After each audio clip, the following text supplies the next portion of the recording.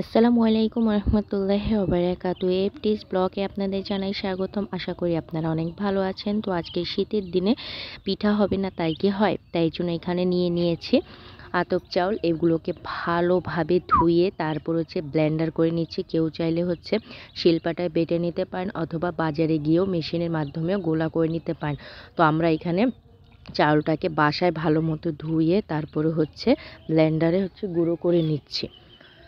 তো আপনারা চাইলে এভাবে করতে পারেন। তারপর আমরা চালনির সাহায্যে ছেঁকে নিচ্ছি। এইভাবে আপনারা বাসায় ট্রাই করতে পারেন, দেখবেন অনেক ভালো হবে, অনেক মজা হবে। আমরা সবাই মিলে মিশে আজকে শীতের পিঠার আয়োজন করলাম, চিতই পিঠা।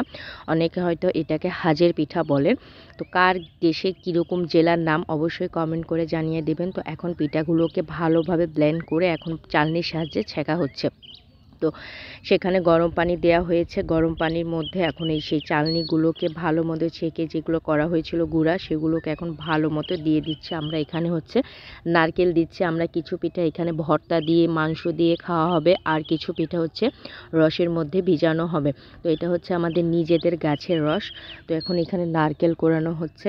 নারকেলটাকে কিছু দিয়ে দেওয়া হয়েছে এখানে, আর বাকি কিছু নারকেল রসের মধ্যে দেওয়া হবে।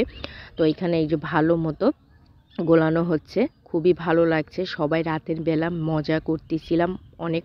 অনেকে ভিডিওর মধ্যে আসতে চায় না, তাই ভিডিওতে আনতে চায়নি। এই যে এখানে রসের দেয়া হয়েছে, রসটাকে ভালো মতো জাল করে নেওয়া হয়েছে। তো রসটাকে ভালো মতো জাল করে নেওয়া হচ্ছে। এখানে পরিমাণ মতো চিনি এবং পরিমাণ মতো গুড় দেওয়া হয়েছে।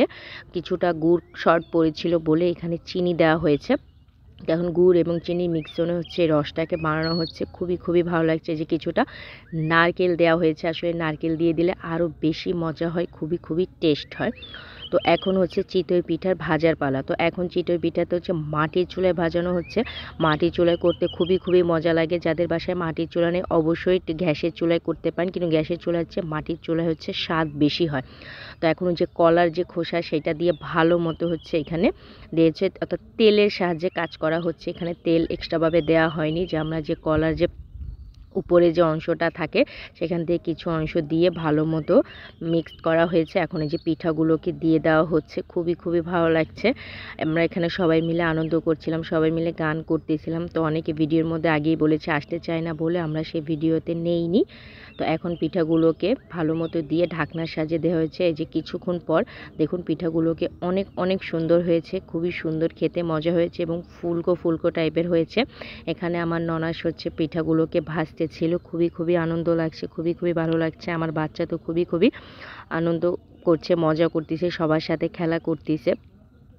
তো এখন আপনাদেরকে আমি আর একবার দেখাচ্ছি যে এই পিঠাগুলোকে যেগুলো তুলে ফেলা হয়েছে সেগুলো এখন ভর্তা এবং মাংস দিয়ে খাওয়া হচ্ছে, আর বাকিগুলো যে কিছু পিঠা সেগুলো রসের মধ্যে দেয়া হবে।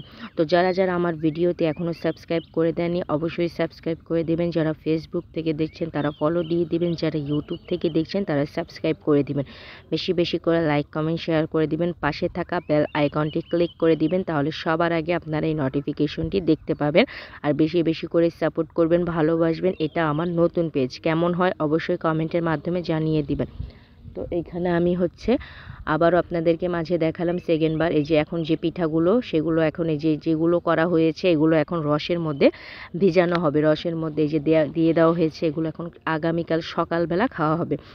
তো খুবই আনন্দ লাগছে, খুবই মজা লাগছে। তো আজকের জন্য ভিডিও এই পর্যন্তই। সবাই ভালো থাকবেন, সুস্থ থাকবেন, আমাদের জন্য দোয়া করবেন। এই দেখেন সকালবেলা পিঠাটা গোলে একদম তুলতুলে হয়ে গিয়েছে। তো আজকের জন্য এই পর্যন্তই। সবাই ভালো থাকবেন, সুস্থ থাকবেন। নেক্সট ভিডিওতে আরও সুন্দর ভিডিও নিয়ে আসবো। তো আজকের জন্য আল্লাহ হাফেজ।